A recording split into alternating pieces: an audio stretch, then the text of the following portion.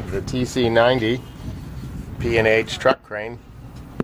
Our 90-ton crane has some simple features in the control cab I'll go over with you. Main control panel, digging throttle, which allows you to set the engine speed. Manual throttle on the floor for foot control.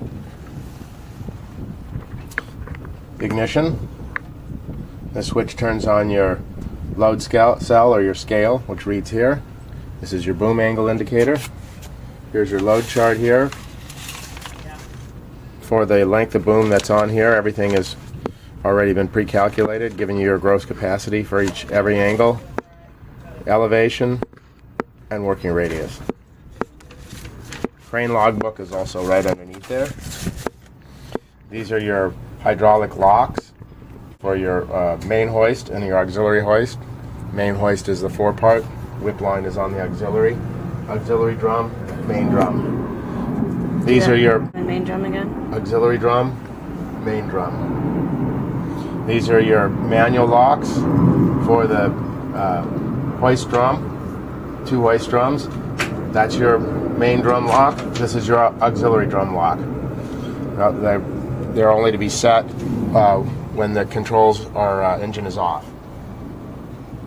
This is your transmission speed selector. And what else? Oh, and this is your swing lock override. More about that later. Okay, so once you start the engine up, engine oil pressure, about 40 to 60 pounds. Your hydraulic pressure at about 1,500 pounds. Hydraulic reservoir is back there in the back, where it says Hyde Oil. Uses ATF. There's a sight gauge on the side. Okay, so once the engine started and warmed up, master clutch. That engages the draw works to the engine, and then you're then live. Once the master clutch is engaged, this is your swing. Push it away from you, swings to the left, pull it towards you, swings to the right. It's a electromagnetic force swing, so the harder you pull, the faster it swings. It's very sensitive. Your auxiliary hoist, or the whip line. Auxiliary hoist brake. Set the brake with your foot. Release the auxiliary hoist. Lock. And to lower it, it's free spool lowering, so you release your foot slowly and the whip line will lower. Then stop it, push your foot down to raise it, engage the hoist up. That's new neutral position. All the controls now are in their neutral position. The master clutch is engaged. This is your main hoist. You have power load lowering. To lower, release your main hoist hydraulic lock. Hold your foot on the brake first. Then to lower, push it fully forward to engage the planetaries for power load lowering, and then slowly release your foot as the load is taken up by the power load lowering planetaries.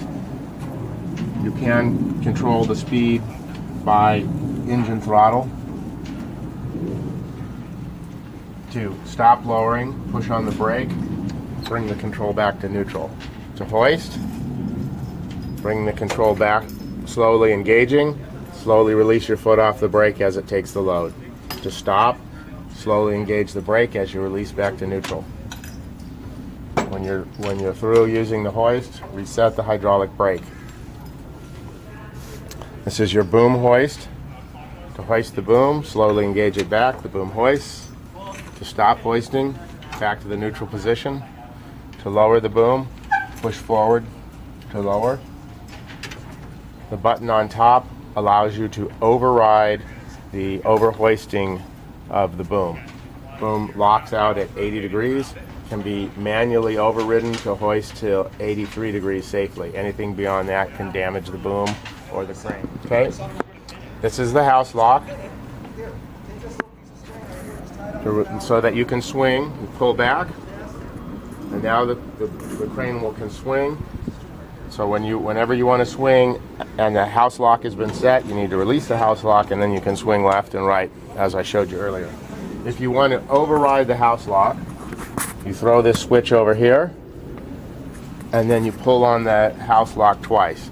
Now you're free to swing without using the house lock.